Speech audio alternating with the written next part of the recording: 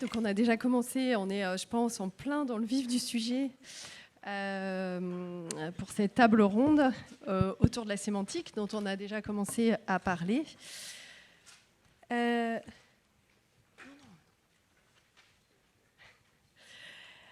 Oui, donc on a commencé à parler un peu de toute la diversité des dispositifs.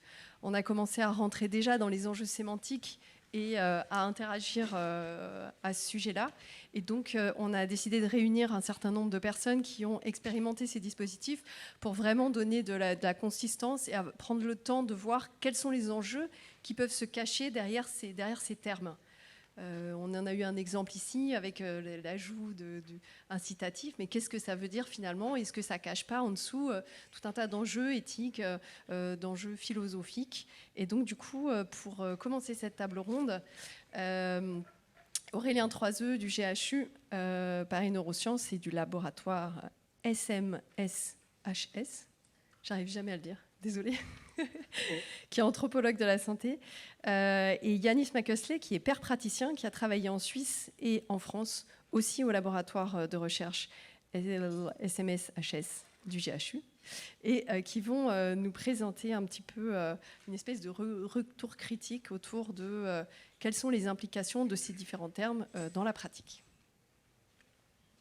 Donc, on a très peu de temps, il y a beaucoup d'intervenants et donc du coup, voilà, on est parti sur des présentations assez courtes. Donc, je vais essayer de ne pas trop vous couper pour que tout le monde puisse s'exprimer. Merci, Yanis, 4 minutes.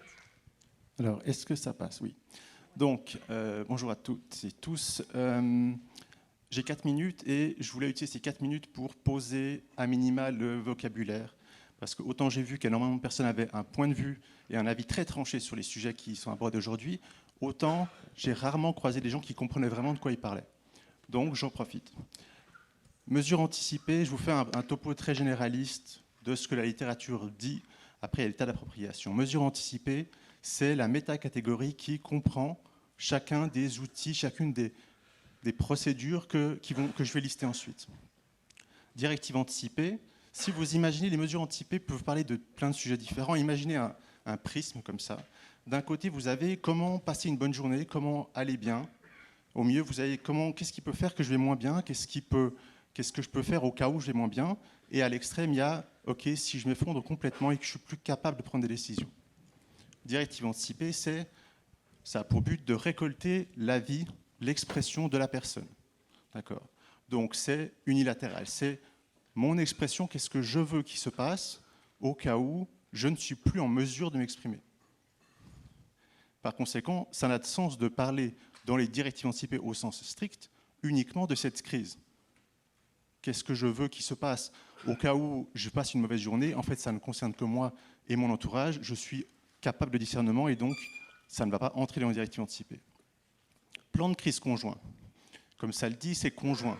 Ça peut avoir les mêmes contenus que les directives anticipées, mais le but n'est plus d'exprimer ma volonté de mettre sur papier ce que je veux au cas où je ne suis plus capable de le dire, mais que ce soit discuté et négocié avec toutes les personnes qui sont impliquées.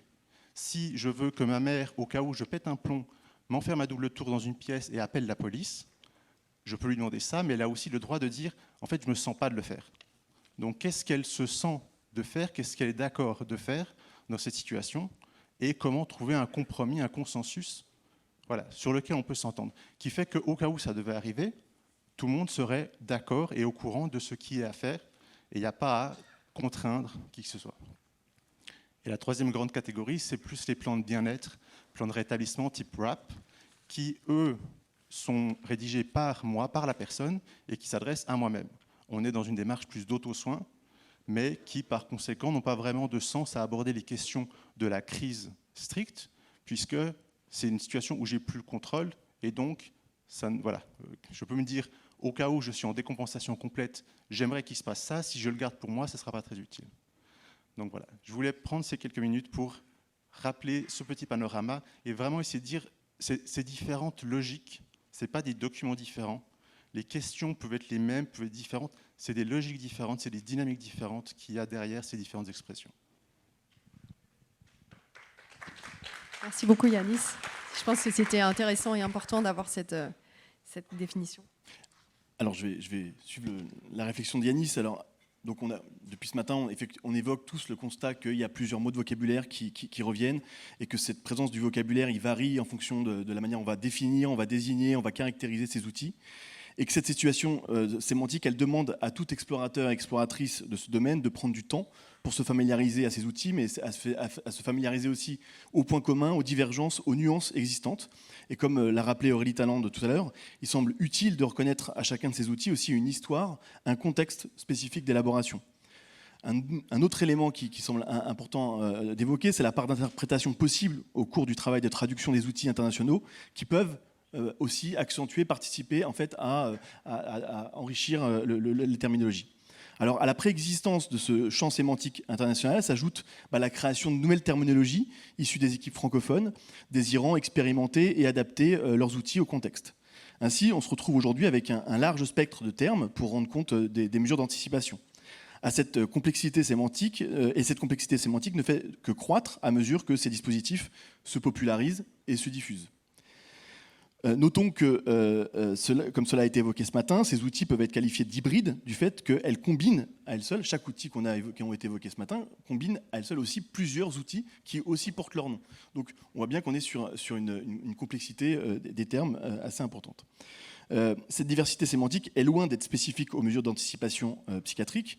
Elle est bien connue des terrains de l'innovation, que ce soit dans le domaine de la santé ou en dehors. Alors pour autant, cette diversité du vocabulaire choisi est une question qui interroge tout autant la dimension théorique que les acteurs de terrain.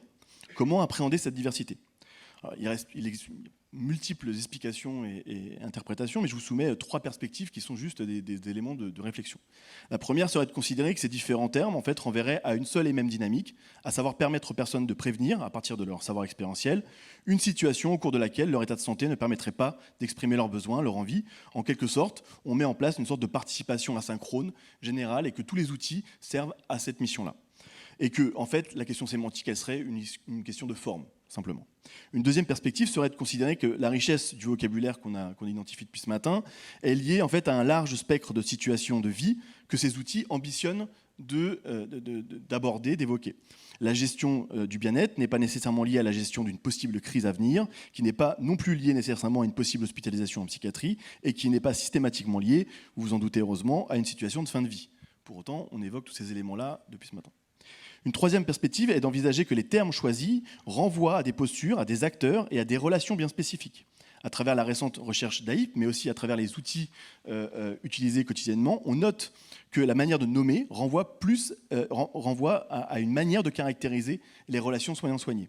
Si le mot directive est parfois discuté pour son analogie à la fin de vie, il est aussi questionné et voire remis en question pour le fait d'induire une posture dirigiste des personnes faisant l'expérience de troubles psychiques.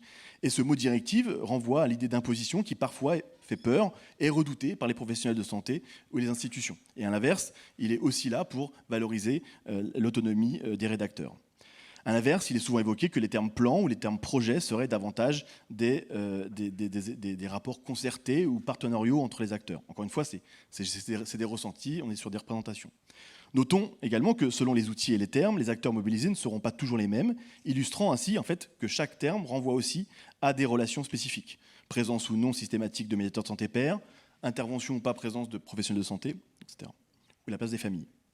Ainsi, le choix des mots renvoie à différentes interactions, n'accordant pas toujours la même place aux professionnels et aux personnes concernées par des troubles psychiques, allant de formes collaboratives à des formes plus imposées. La présence de ce vocabulaire, ça va ou pas ? La présence de ce vocabulaire et les choix à réaliser font débat. Les pratiques associées aux mesures d'anticipation s'inscrivent dans le champ plus large de la démocratie sanitaire, dans lequel un questionnement perdure et résonne aussi dans notre table ronde, c'est à qui sont concrètement destinés ces dispositifs participatifs ? Faut-il qu'ils soient à l'unique disposition des personnes concernées par des troubles psychiques ? Faut-il que les professionnels soient impliqués ou associés, complètement ou pas du tout ? Le choix des mots renvoie donc au sens donné aux mesures d'anticipation, aux acteurs, mais aussi à la nature des relations entre ces différents acteurs. Ce processus de discussion et de questionnement sur le terme, entre guillemets le bon terme à choisir ou pas, participe pleinement à la dynamique qui est en cours sur les mesures d'anticipation en psychiatrie et contribue, en tout cas selon moi, à garder une dimension réflexive sur les objectifs et les missions de ces outils sur le déploiement présent et futur. Parfait, merci beaucoup. Aurélien Troiseux, donc du labo SMS HS, j'ai réussi à le dire. Bien maintenant, on va passer à Julien Grard, qui est anthropologue au sein de l'équipe Mars pour l'APHM, l'Assistance publique des hôpitaux de Marseille, et qui, lui, a accompagné la mise en place des DAP, donc dans l'étude DAIP, dont on vous a parlé ce matin, et il accompagne encore aujourd'hui des personnes à la rédaction de leur directive. Oui, bonjour. Et du coup, en fait, ouais, voilà, simplement, après avoir accompagné énormément de gens dans la rédaction de leurs directives anticipées, dans le cadre du COFOR ou à côté, et en relation avec le plan de rétablissement, d'abord, juste pour faire un petit écho par rapport à l'aspect potentiellement mortifère ou macabre, on n'a eu qu'une seule fois en 5-6 ans, une seule fois une référence faite aux directives anticipées de fin de vie par une personne, et c'était pas du tout perçu comme négatif. Et bien au contraire, en fait, souvent, moi, je trouve que le terme est assez fort et puissant parce qu'il permet aux personnes de vraiment se remettre en position de décider, de diriger, de reprendre le contrôle. Et on s'inscrit pleinement en fait, dans le droit. Après, si on retourne un peu sur l'étymologie du mot directive, en fait, le latin directum a été le premier terme qui a donné ensuite directive.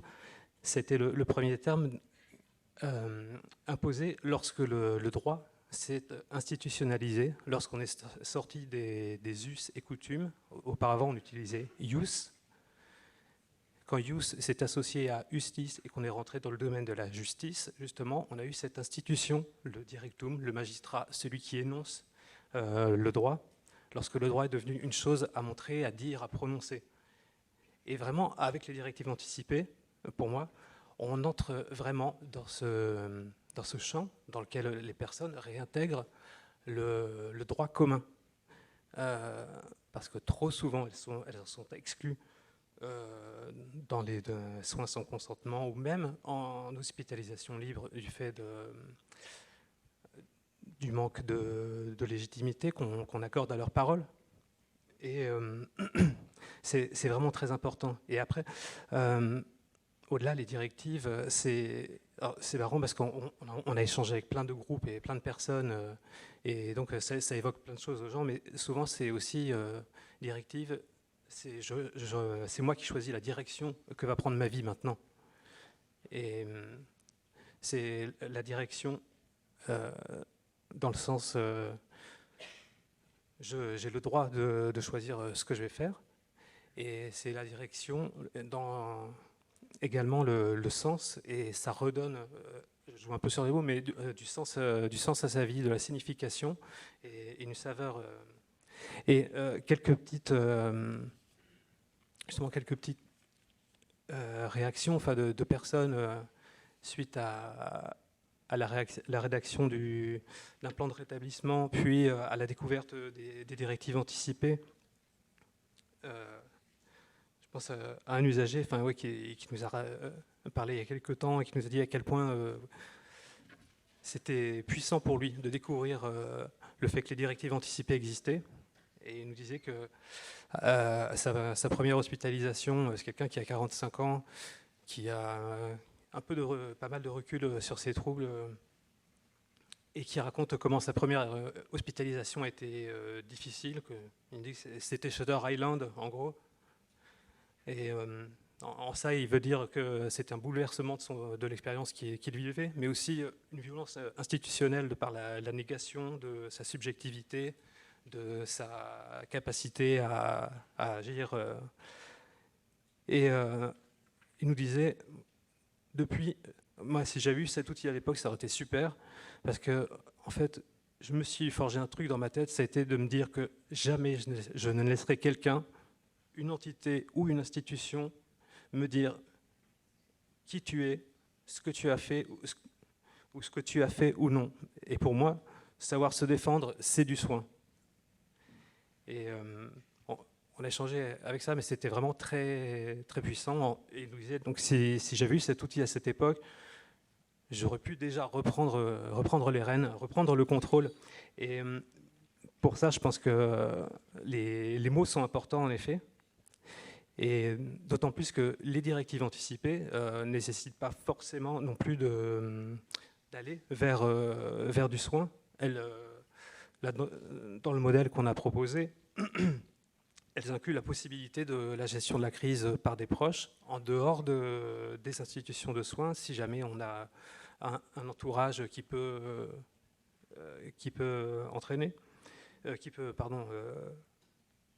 encadrer et aider à gérer la crise. Et c'est un formidable outil d'empowerment et de plaidoyer, quoi. Et je pense que c'est ce qu'il faut toujours continuer à faire et à refaire. Voilà. Je vais conclure là-dessus. Je suis Christian Militaire.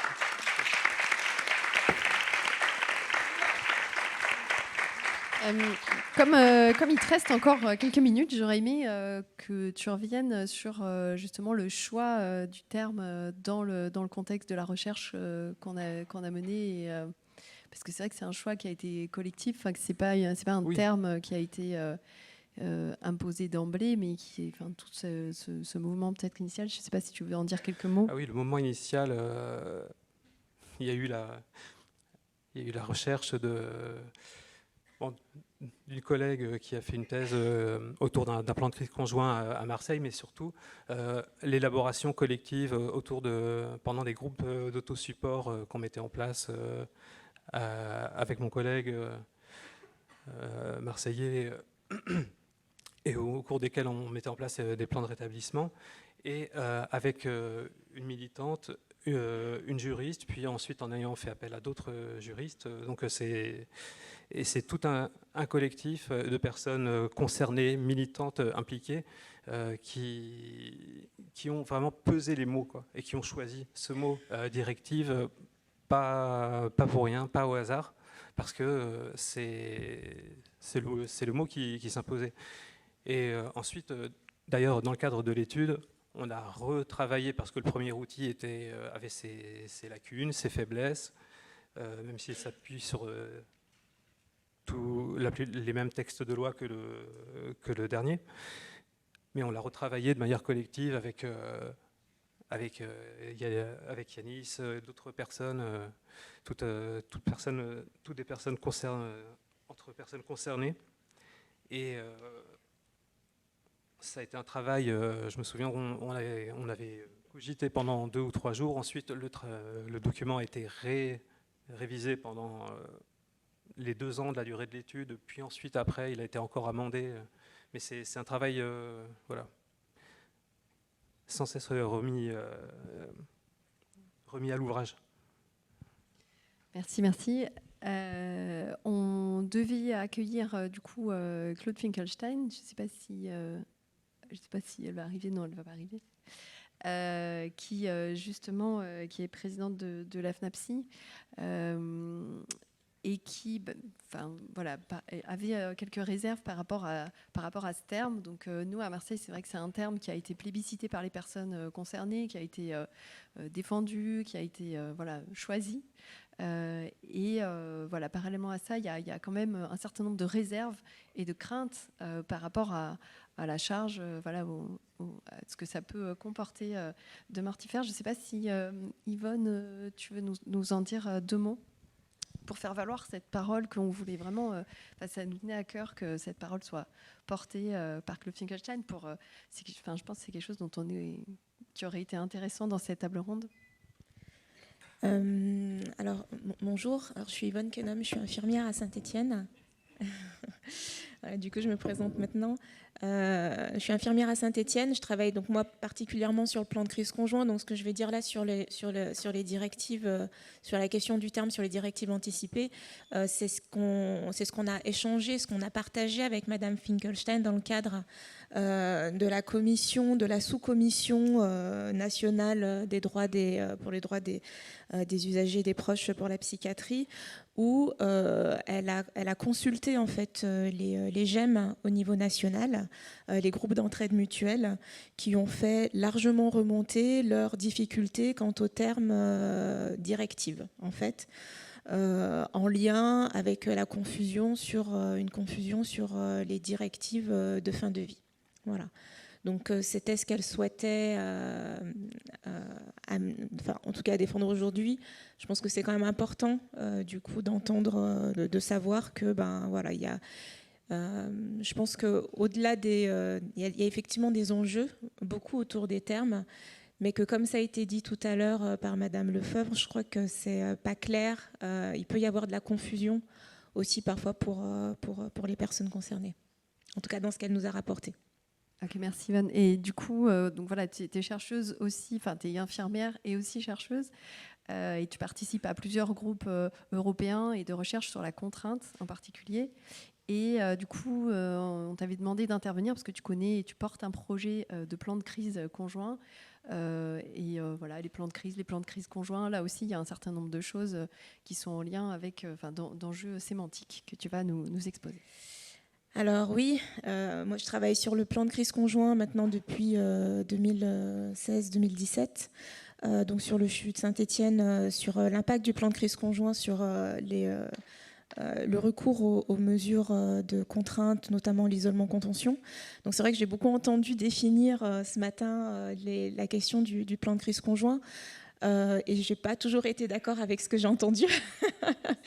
Je n'ai pas forcément compris, par exemple, le lien entre plan de crise conjoint et plan de rétablissement qui a été fait. Alors, peut-être pour revenir sur la question du plan de crise conjoint, puisque je n'ai pas beaucoup de temps, je vais essayer d'aller vite.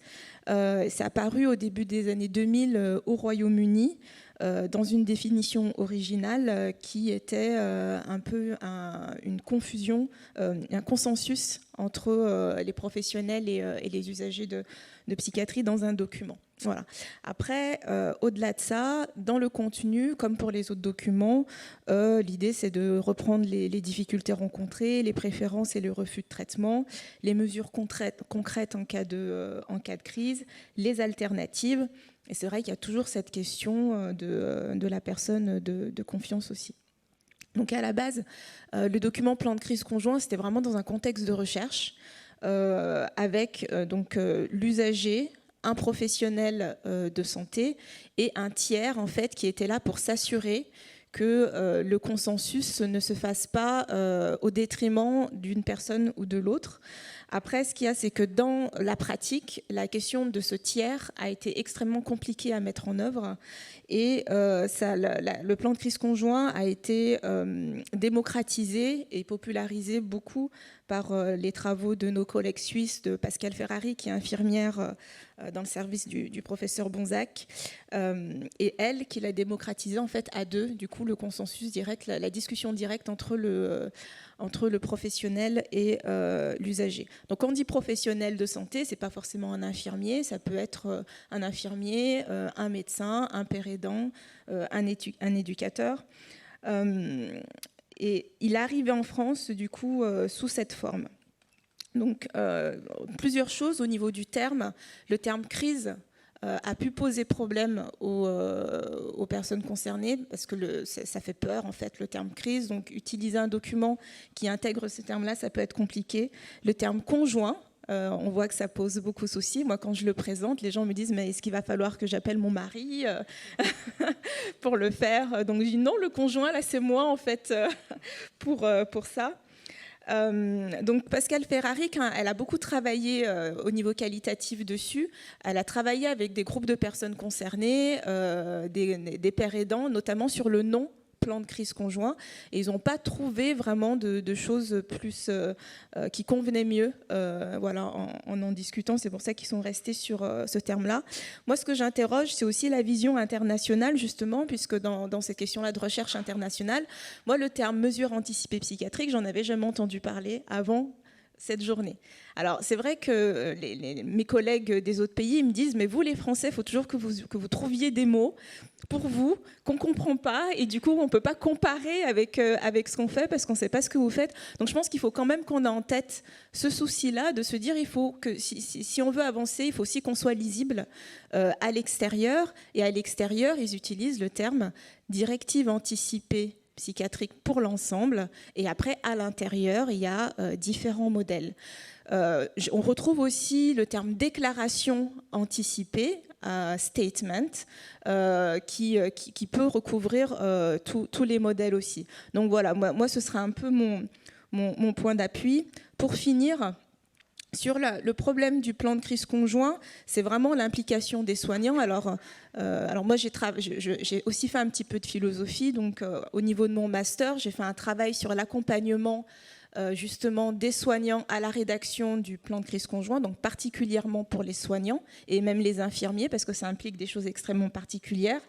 Et c'est vrai que si on se dit que c'est un outil de défense des droits, comment est-ce qu'on peut s'assurer que ça ne va pas être utilisé aussi contre les personnes, parce que la difficulté, c'est que cet outil-là, à partir du moment où il passe les portes de l'institution et de l'hôpital, ça devient majoritairement parfois un outil de soin. Et quand j'ai interrogé les infirmiers, 8 sur 10 m'ont dit à quoi ça sert. Quand je leur posais la question à quoi ça sert, 8 sur 10 m'ont dit en fait, ça sert à prévenir la crise. Et quand ils disent ça sert à prévenir la crise, la façon dont ils l'accompagnent et ce qu'il y a à l'intérieur du plan de crise conjoint, ça change. Parce que si vous le faites plus pour prévenir la crise que pour respecter les droits de la personne, vous n'allez pas accompagner de la même manière. Donc je pense que c'est important de définir, c'est important que les objectifs soient clairs, bien sûr c'est les deux, mais quand ça passe les portes de l'institution et que c'est accompagné par des professionnels, c'est important de garder l'idée vraiment d'outils de droit. Donc la question de la formation des personnes importantes. Et moi, je terminerai en disant que tout ce qu'on a dit et ce que j'ai vu sur le chat, c'est venu conforter un peu mon idée. On est dans une période où je pense qu'on a besoin d'avancer là-dessus. Et moi, j'ai envie de voir quand même les professionnels de santé comme une force. Moi, je vois ça comme une armée. On est des milliers. On pourrait, si on participait de façon appropriée au développement des directives anticipées psychiatriques, faire avancer les choses extrêmement rapidement. Je pense que si les personnes sont formées, sont informées des risques de leur accompagnement, de la question du rétablissement, de l'empowerment, etc., je pense que ça peut être une occasion aussi d'impliquer, de changer les façons de voir et d'avancer très très vite sur la question des directives anticipées. Donc moi, ma position, c'est bien sûr que je pense que le plan de crise conjoint, c'est intéressant. Je pense que la définition du plan de crise conjoint a avancé. On n'est plus dans une question de consensus maintenant. On est beaucoup plus dans l'idée de soutenir la personne dans la rédaction de son plan de crise, puisque l'étude de Thornycroft, elle a montré qu'il fallait que ce soit au plus proche de ce que la personne souhaitait, si on veut que ce soit intéressant, et c'est comme ça aussi que ça répond aux enjeux de l'éthique. Donc il y a une réelle évolution en fait dans la définition aujourd'hui du plan de crise conjoint à l'international. Donc moi je serais plus sur une idée de directive anticipée psychiatrique globale avec à l'intérieur différents modèles aussi moi je dis c'est à la personne de choisir aussi ce qu'elle souhaite. C'est pour ça que j'aime beaucoup le kit Mon GPS. La personne peut rédiger elle-même si elle le souhaite. Si elle veut l'implication d'un proche, elle peut demander l'implication d'un proche. Et si elle veut l'implication d'un soignant, parce qu'elle a confiance, il y a un soignant qui a la confiance, pourquoi pas l'implication d'un soignant aussi. Merci.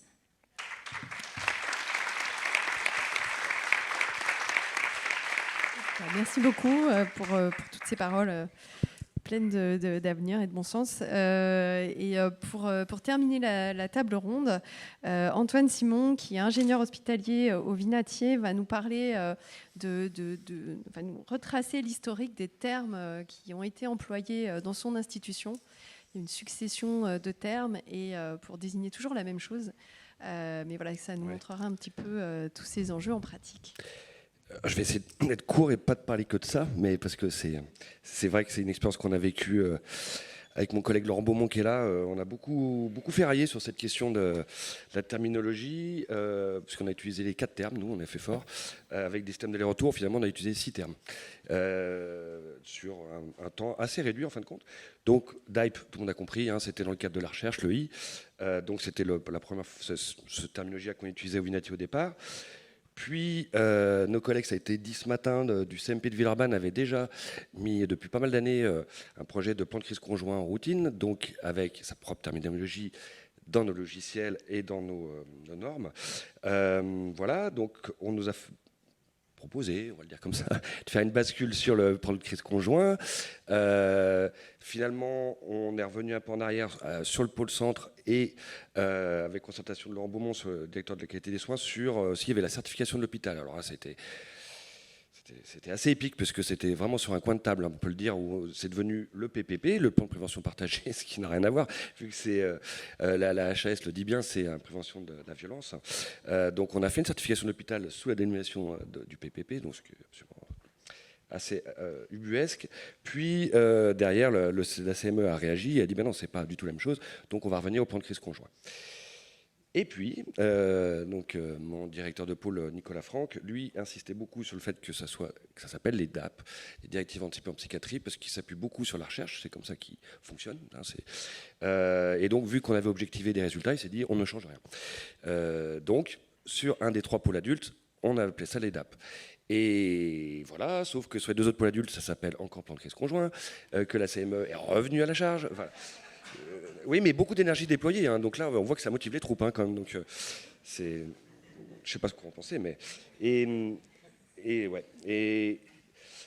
pour dire quoi ? Pour dire que aujourd'hui, voilà, donc on n'a pas la même bonne terminologie. Que ça aussi nous a fait perdre un an. On a parlé des formations, c'est hyper important, mais on a perdu un an parce que dans notre cycle de formation Vinatier, il y avait déjà un plan de formation qui s'appelle le plan de crise conjoint, qui était bien spécifique.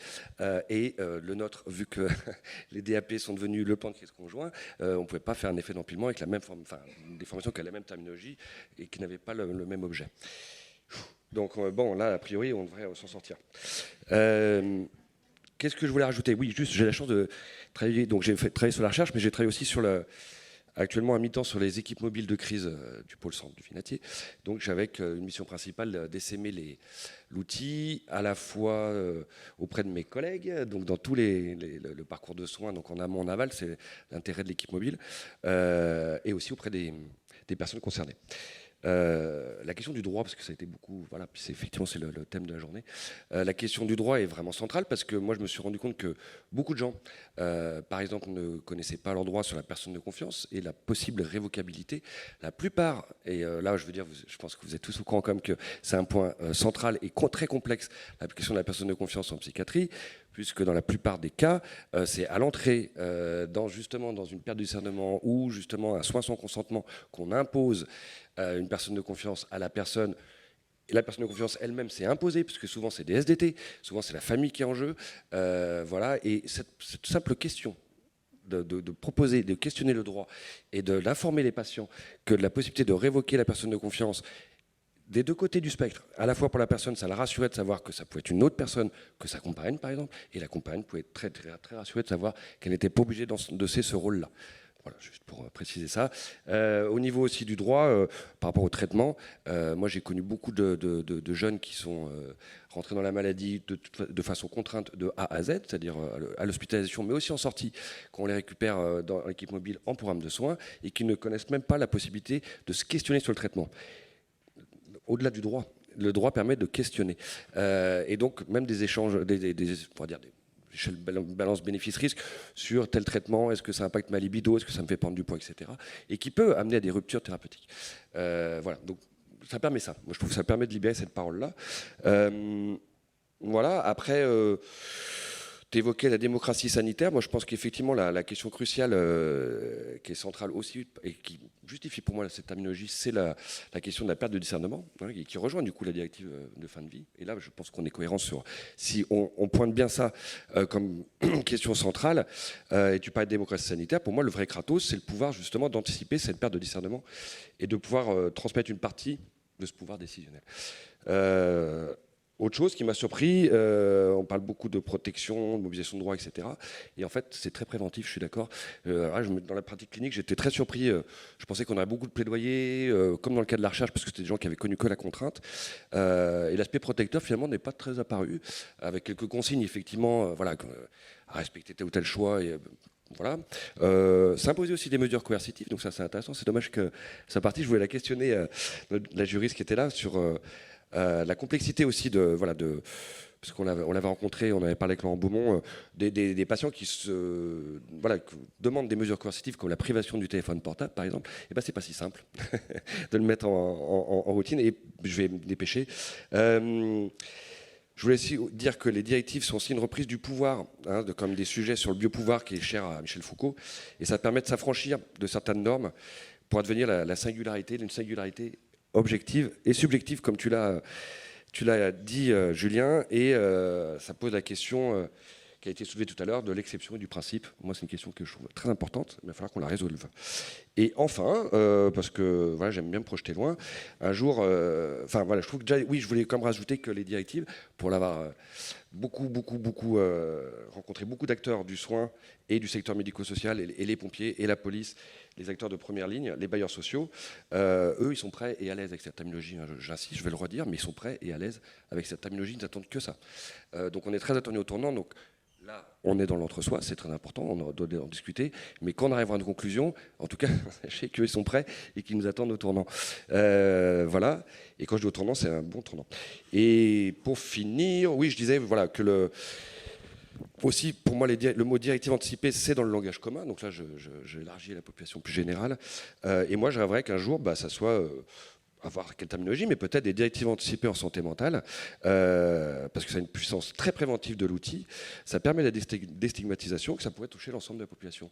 Voilà. Et je vais finir sur une citation d'une collègue que j'aime beaucoup, qui s'appelle Caminière, qui est père aidante au Vinatier, par rapport à cette proposition d'avoir un outil commun. On n'attend pas d'avoir expérimenté la mort pour se pencher sur la question de la fin de vie. Pas besoin d'avoir expérimenté la crise pour penser une planification du bien-être. Voilà.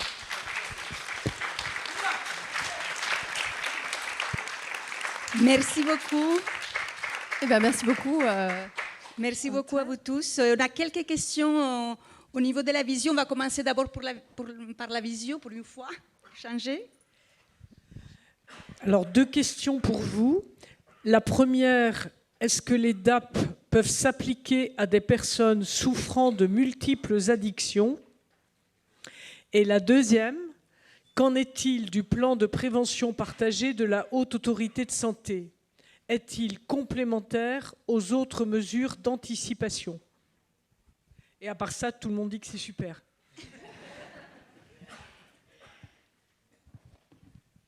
Je veux bien répondre sur les addictions. Oui, pourquoi pas, en fait. Bien sûr, évident.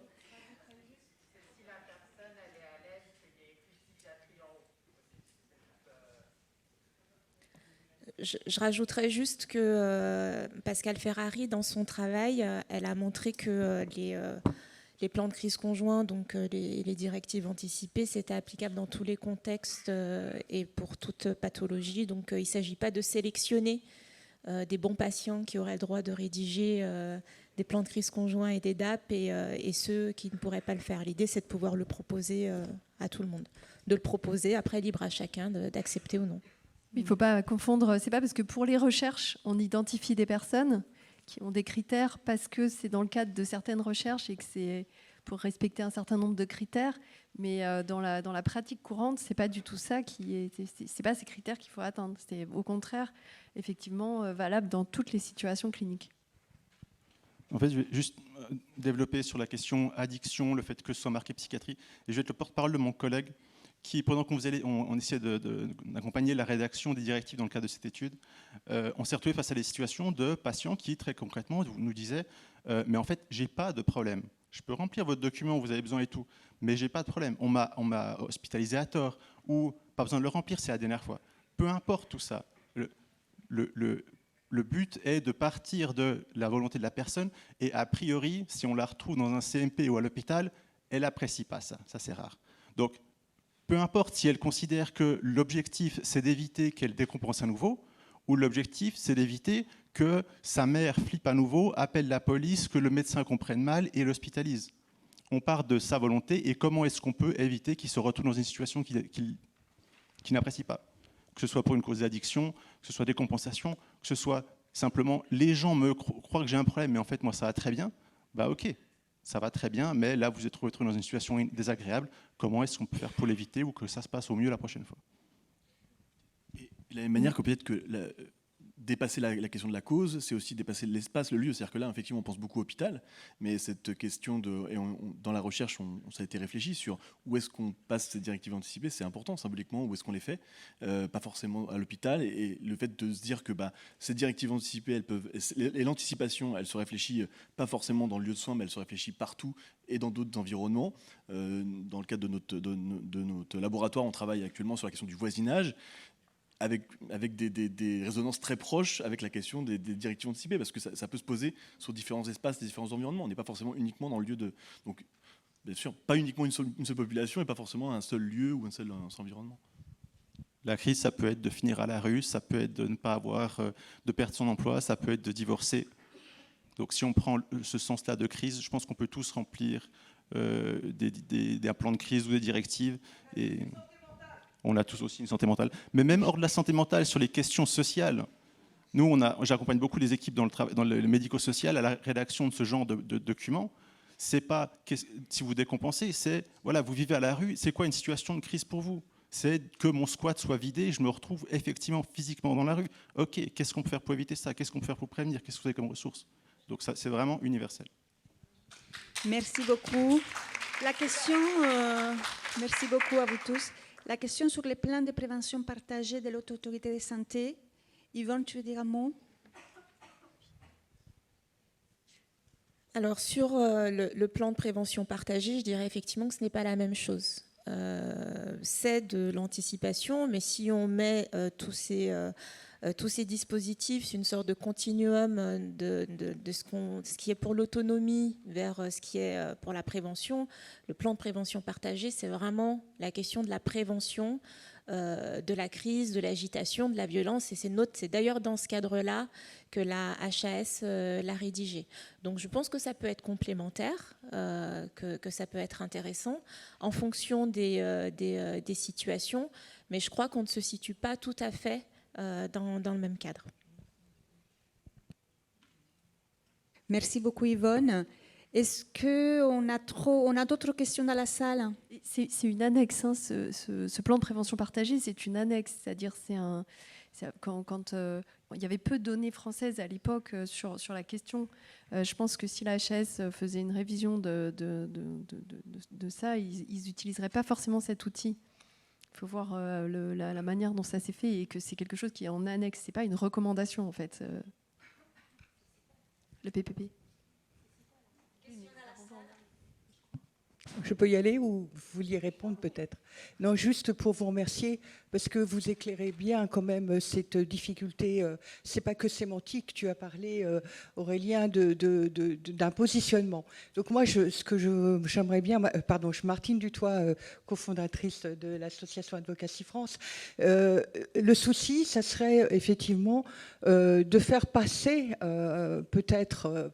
via les associations d'usagers, quelque chose d'assez fort pour que les gens déjà s'expriment sur cette dénomination, donc que vos travaux soient beaucoup plus lisibles et passent effectivement... bon, moi, je ne sais pas comment elle a fait passer la collègue Claude... mais nous, on ne l'a pas eu, par exemple. Vous voyez, donc c'est toujours un peu difficile de dire les personnes sont contre, a priori. Vous savez, en France, la vie des usagers, il est multiple. Hein, vous rencontrez tous les jours, pour les professionnels du soin, des usagers. Et donc, on sait très bien qu'il est facile de parler à la place des autres. Donc, effectivement, faites passer l'information. Moi, je plaide pour que la santé mentale ne soit pas que la psychiatrie. Parce qu'actuellement, la réalité, c'est que la santé mentale, comme tu l'as dit, elle est avec des gens dans la rue, elle est avec des gens qui sont dans le médico-social, avec des gens qui sont en EHPAD aussi, avec beaucoup, beaucoup de médication. Et donc, quand tu dis, par exemple, que le droit, de réinterroger le droit sur les effets secondaires des médicaments, mais on est très, très en retard là-dessus. Et donc, il y a bien une difficulté du droit fondamental, de base. Donc, on va rajouter quelque chose, encore une fois, qui serait spécifique à la psychiatrie. Pensons beaucoup plus large. Effectivement, avec le Covid, on a tous vécu autour de nous des gens qui ont décompensé alors qu'ils étaient soi-disant en parfaite santé mentale. Donc, ouvrons nos yeux, apprenons des expériences et ne reproduisons pas des spécificités. Moi, le truc de crise, c'est un outil effectivement interne à une équipe de psychiatrie. OK, mais pour moi, ça n'a rien à voir avec ces directives qui doivent être beaucoup plus appliquées dans la société en général et une vision enfin ouverte. Enfin, voilà, excusez-moi d'être un peu... Mais je vous remercie beaucoup parce que là, vous avez bien éclairé la chose.